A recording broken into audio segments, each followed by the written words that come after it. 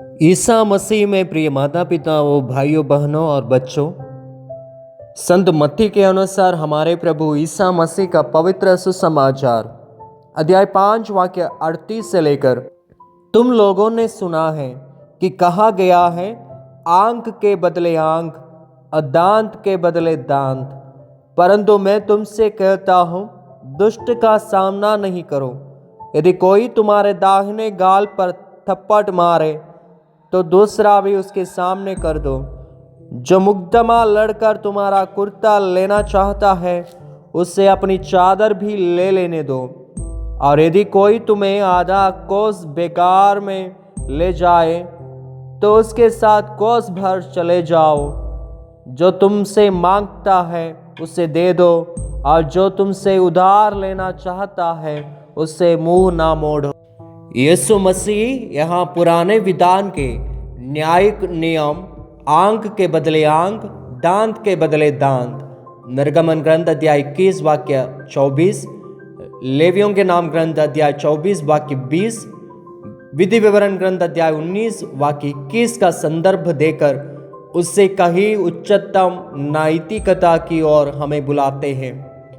यह नियम पुराने समय में न्याय में समानता और प्रतिशोध की सीमा तय करने के लिए दिया गया था, ताकि बदला लेने की प्रवृत्ति क्रूरता में न बदल जाए।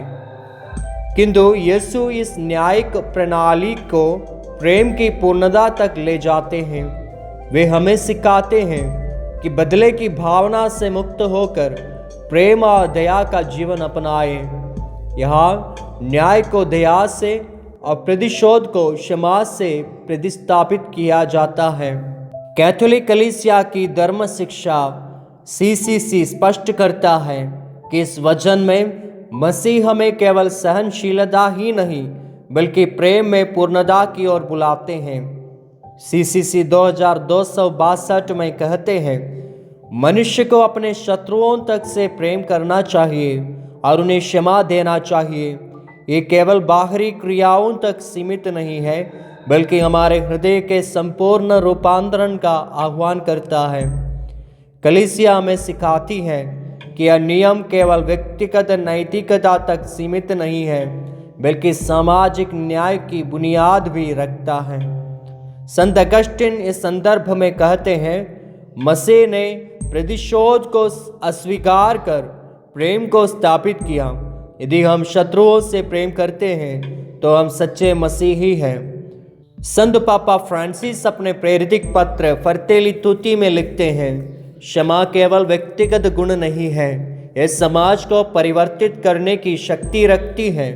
यदि हम बदला लेने के बजाय प्रेम और संवाद को अपनाते हैं तो शांति का मार्ग प्रशस्त होता है। संत पापा जॉन पॉल द्वितीय ने भी अपनी शिक्षाओं में इस बात पर बल दिया कि सच्ची स्वतंत्रता तब आती है जब हम बदला छोड़कर प्रेम और दया को अपनाते हैं। आज के समाज में यह संदेश अत्यंत प्रासंगिक है।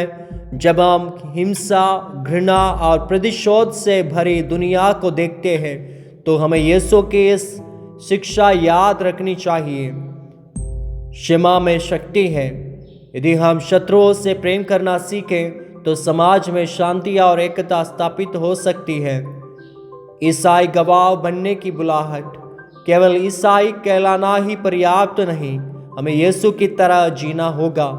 गरीबों और वंचितों के प्रति उदारता, यदि कोई मांगे तो उसे दें, यह सच्चे प्रेम की अभिव्यक्ति है। यीशु हमें एक नई नैतिकता की ओर बुलाते हैं जो प्रतिशोध से नहीं बल्कि प्रेम, क्षमा और उदारता से परिपूर्ण है। यदि हम यीशु के इन शब्दों को अपने जीवन में अपनाएं तो न केवल हमारा व्यक्तिगत जीवन बदलेगा बल्कि पूरी कलीसिया एक सच्ची मसीही गवाह बन सकती है। हे प्रभु, हमें अपने शत्रुओं से प्रेम करने की शक्ति प्रदान कर ताकि हम तेरी शिक्षा के अनुसार जी सकें। आमीन।